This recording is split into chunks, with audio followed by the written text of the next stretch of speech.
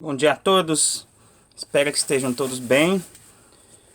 O objetivo desse vídeo de hoje, tá, gente? Corrigir as atividades que eu passei, né, no caso, para os meus alunos da Escola Luiz Pierosi, tá?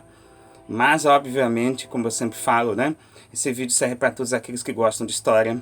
Quem me acompanha no meu canal, dá um joinha, compartilha o vídeo, dá uma força pro professor, tá bom? E ativa o sininho para receber as novas notificações caso eu produza outro vídeo, tá bom? Então, gente, sobre o vídeo, né, sobre o trabalho, né, que eu passei para os meus alunos do Pierosi, é aquele conteúdo que fala sobre o tempo, né? Logo no início do conteúdo de história, né, no primeiro ano do ensino médio também, mas principalmente para o sexto ano do ensino fundamental, que é aquela parte da explicação sobre a origem, a criação do tempo, né, pelo ser humano, né? Então era um texto que falava, né, sobre o tempo, né, as formas de marcação do tempo no início de tudo, e cita o caso do osso de Ixango, tá?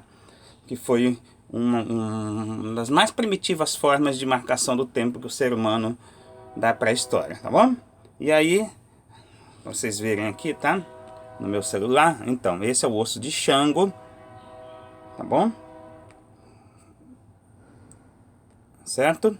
E aí vamos para a atividade. E aí a primeira pergunta dizia assim, ó: procure o significado de 3 palavras desconhecidas presentes no texto. Então você teria que ler o texto, né? Obviamente teria que ler o texto. E aí com a leitura do texto você acharia palavras que você desconhece, né? Sempre bom lembrar, tá, gente, que toda leitura, o processo de letramento, né? Ele, às vezes, você tem palavras que você não conhece, né? E aí a forma que você tem de melhorar o seu vocabulário é sempre procurando, como a gente dizia antigamente, né? No pai dos burros, né? No dicionário. É a melhor forma que você tem de melhorar o seu vocabulário, tá? E aí, no caso, com certeza tinha uma ou outra palavra que você não conhecia. É uma resposta pessoal, sem dúvida alguma, mas é sempre bom lembrar. Se você ficar com preguiça dizendo que não tem palavras desconhecidas, você nunca vai melhorar o seu vocabulário, tá? A melhoria do meu vocabulário, eu sempre digo isso, foi lendo bastante, né? Inicialmente Machado de Assis, né? Que é um clássico da literatura, que eu sempre sabia, né, que ele usava palavras desconhecidas por mim. Então eu li muito Machado de Assis, tá? Foi digamos assim, que melhorou muito o meu vocabulário. Obviamente que eu até hoje leio, continuo lendo, né, como todo professor. Mas o início de tudo foi lendo Machado de Assis, tá? Quando muito jovem eu comecei a ler e peguei gosto, né, pela leitura, e até hoje eu leio, tá? O Machado, eu tenho a coleção dele completa, que foi uma coleção que comprei lá nos anos 90, né? Tá? Então, é uma dica. Quer melhorar o seu vocabulário? Você, aluno ou aluna, leia mais, procure boas leituras. Os clássicos são boas leituras. Obviamente que nem todo mundo gosta de ler clássico, mas é sempre bom saber, né, que os clássicos eles trabalham com palavras, né, que não se usam mais hoje em dia, mas que são palavras que podem ser melhoria para o seu vocabulário e, no caso de uma redação, né, de um vestibular, de um Enem, te dá uma base muito boa, tá bom? Mas vamos ao que interessa no momento, né? Que são as perguntas a respeito do trabalho lá, tá? Ó, e dizia assim, a primeira era essa, né? Então era a resposta pessoal, a primeira, as palavras que você desconhecia. A segunda, por que o osso de Xango tem esse nome, né? Então, aí você iria fazer o quê? Você iria lá no texto e iria procurar, né? Sobre o osso de Xango, né? Lá no texto. Não é difícil, você teria que pesquisar, né? No próprio texto, não, né? Como as palavras estão grifadas, é mais fácil, né? No texto. Então, aqui no texto diz assim, ó: o osso de Xango tem esse nome, né? Por causa da região onde se deu a descoberta, tá? Então essa é a resposta da questão número 2. A questão número 3, ela era assim, ó, para completar, né? Aí dizia assim, na década de, aí você iria lá no texto de novo, 1970, na região da atual Suazilândia, também aí é moleza, né? África, outro osso de, Aí você iria lá, osso de, procurar, babuíno, né? Que é o osso que foi usado, que é um tipo de um primata, né? De babuíno.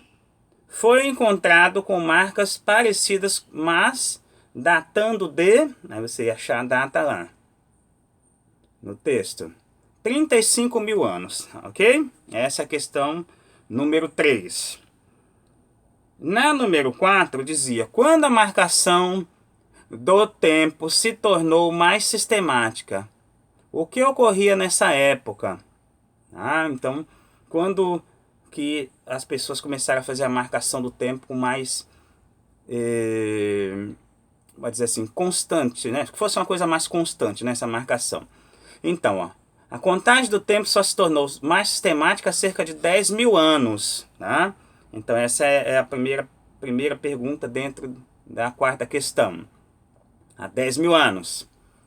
O que ocorria nessa época? O que ocorria na época há 10 mil anos? O que estava ocorrendo no mundo naquela época, na região onde eles acharam, obviamente, o osso de Xango? Tá? O que estava ocorrendo? Então, nessa época, os seres humanos já dominavam a técnica da agricultura e começaram a viver em comunidades fixas, as primeiras vilas e aldeias, tá, gente? Então, a gente chama isso nos estudos de pré-história, a época do Neolítico, né? A formação das primeiras aldeias, vilas, né? O ser humano já está se organizando em comunidades, o ser humano se tornou sedentário, né? A questão do sedentarismo deixa o nomadismo, passa a ter um local fixo, né? Ele tem agricultura, então ele pode produzir o seu próprio alimento, então obviamente que ele não precisa ficar se deslocando para outras regiões, né? Correndo riscos, né? Desnecessários, tá? Tá bom? Ok? Então essa é a questão 4. Tá? Questão 5. O que é o tempo da natureza? Tá?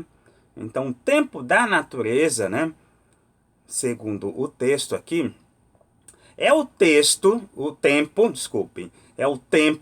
que tem como base o período que a natureza leva para completar um determinado ciclo. Tá? Então, aquilo que se repete a cada ano é um ciclo. Tudo bem? Então a natureza ela se repete, né? Por causa do movimento do planeta mesmo, né? Então a natureza, né? Que faz o tempo aí, esse tipo de tempo que é cíclico, ok? E você poderia citar exemplos, né? Que é a questão número 6. O que o ser humano percebeu ao observar a natureza, né? Então o ser humano, ele percebeu que a cada 365 dias, né, as estrelas ocupavam a mesma posição no céu, que é o ano, né? É o ano, observando o céu. E que a cada 29 dias a lua iniciava um novo ciclo, né, que é as fases da lua, tá, gente? Então, o ser humano começou a usar o céu, né, como referência a poder fazer o seu próprio calendário, que a gente usa até hoje, a questão da virada do ano e as fases da lua. Tá bom? Ok? Então essa seria a questão número 6. E a última questão, qual foi a importância desse conhecimento? E cite exemplos de povos que criaram os mais antigos calendários, tá? Então qual a importância disso? Então foi uma forma do ser humano melhorar, né, a sua própria sobrevivência, né? Então aí no caso, ele sabia o período certo de plantar, a melhor hora de colher, estocar os alimentos, né? Então, nisso tudo ele sabia a data certa, usando, como eu falei, referência, o céu, né? Tá? Então, ele foi essencial para garantir a sobrevivência das comunidades em várias partes do mundo, ok? E aí eles criaram os calendários. Quais foram os povos que criaram os primeiros calendários do mundo, os mais antigos? Os sumérios da Ásia, tá bom? Onde é mais ou menos hoje o Iraque atual. Os egípcios, no norte da África, onde é o Egito atual. Os Olmecas, na América, na região onde é hoje a América Central, tá bom? Então foram alguns dos povos mais antigos que criaram calendários, tá? E os outros que vieram depois acabaram aprendendo, né, com esses povos mais antigos, tá? Tá bom, gente? Ok? Então é isso. Espero que vocês tenham entendido, né, o que eu falei.